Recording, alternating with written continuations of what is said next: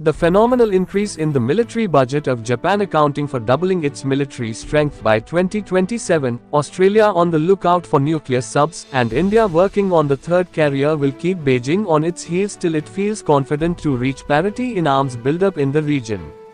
India and China are already locked in a 3,488 km long Himalayan border. Clashes in Galwan in the Ladakh sector and Tawang in the Arunachal sector are only recent happenings. Talks between the commanders of two sides on the eastern Ladakh LAC have gone through dozens of rounds but without any far-reaching result. It is the Chinese tactics to keep the pot simmering. While talks are going on, reinforcement of men and war machines on both sides of the border continues without relenting. The Indian Minister of External Affairs, Dr. Jaishankar, did not mince words when asked about the situation along LAC. He candidly said that it is not normal. From the Indian point of view, normalcy means when there is no large deployment of troops and armament along the border and people living on either side have the freedom of continuing the chores of life without restrictions and anxiety about life and cattle wealth. While the situation along the Himalayan border is tense, China has been unrelenting in making threatening intrusions into the Indian Ocean region (IOR) to bring more pressure on India's defense system. There are clear signals from Beijing that it intends to jeopardize the normal conduct of trade and the flow of security arrangements in the South Asian region.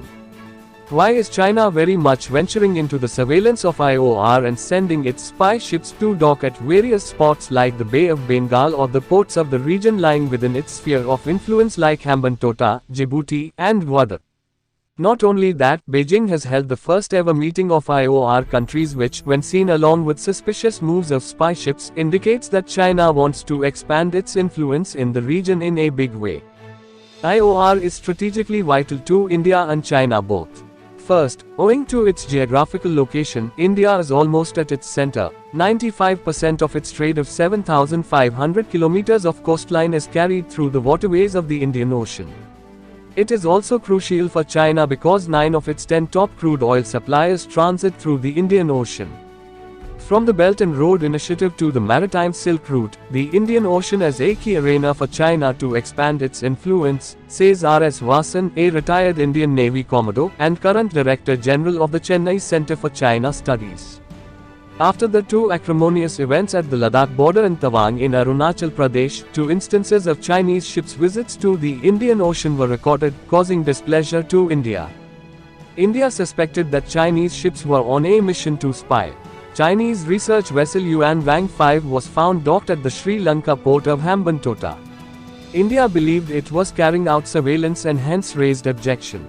The same vessel made a second appearance in the Indian Ocean last month when India was preparing to test fire a long-range ballistic missile. These two events could not be unrelated. Admiral R. Hari Kumar, the Indian Navy chief, had said in December last year that a lot of Chinese ships were operating in the Indian Ocean. The Indian Navy's Southern Naval Command Chief Vice Admiral M. A. Hamfioli added that intrusions by Chinese ships were not uncommon. China has been running maritime diplomacy side by side with maritime activity. In 2017, China opened its first overseas naval-cum-military base in Djibouti in the Horn of Africa. 2 other ports were constructed, one in Gwadar in Pakistan and the other in Hambantota in Sri Lanka. The latter has been leased to China for 99 years. Regarding maritime diplomacy, in late November, China International Development Cooperation Agency formed the China IOR Forum on Development Cooperation, a grouping of 19 countries in the region.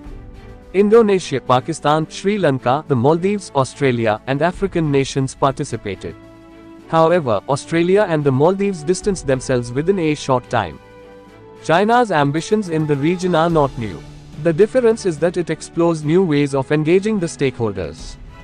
According to Vasan, this latest initiative is all about showing their presence and saying that I might be an extra-regional player, but I am a stakeholder nonetheless. It is said that the Chinese have often said that the Indian Ocean isn't India's ocean and that India shouldn't act like a headmaster of the IOR. These lay bare the real intentions of China in sending her ships so frequently to the region. India's debacle in the War of 1962 completely changed India's perspective of the Sino-Indian relationship. Until the war, India had fantasized about an unprecedented era of a cordial and collaborative relationship with China. It has taken India a long time to strengthen itself economically, and now the country thinks of meeting China on an even keel concerning border disputes. It is well known in political circles worldwide that land grabbing has been a trait of Chinese characters from the olden days.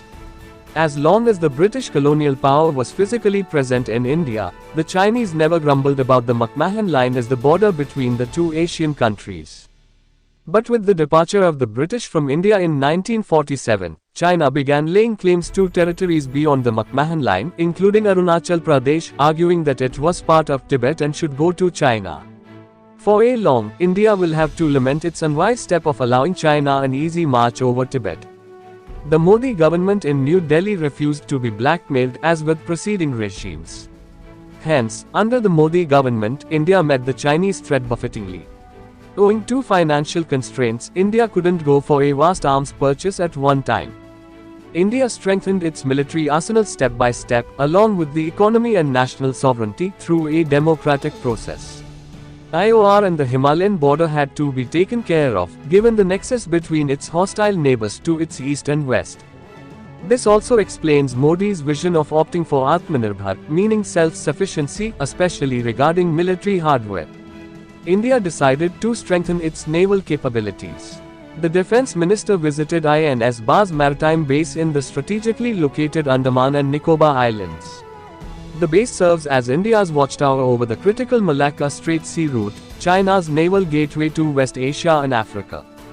Only a couple of weeks ago, New Delhi approved 12 new purchases for its Navy and Coast Guard, including naval anti-ship missiles, multi-purpose vehicles, and high-tech high-endurance autonomous underwater vehicles. India is also pushing for strengthening maritime connectivity with Indonesia. 3 months after the Indian Navy commissioned INS Vikrant into service, the Indian Navy commissioned a 7,500-ton stealth-guided missile destroyer, the INS Momugao, in December last. India also received delivery of INS Wagir, a Skorpion-class submarine capable of anti-surface and anti-submarine warfare. Delhi is also expecting to commission a nuclear-powered ballistic missile submarine, which experts say would significantly add to its regional capabilities. It will be recalled that last February, the Modi government increased the Indian Navy's budget for new acquisitions and constructions by 45%. If the law of deterrence holds good, then we can say that China will be making a Himalayan blunder in thinking it would be dealing with the India of 1962. Thanks for watching. Like, share, and subscribe.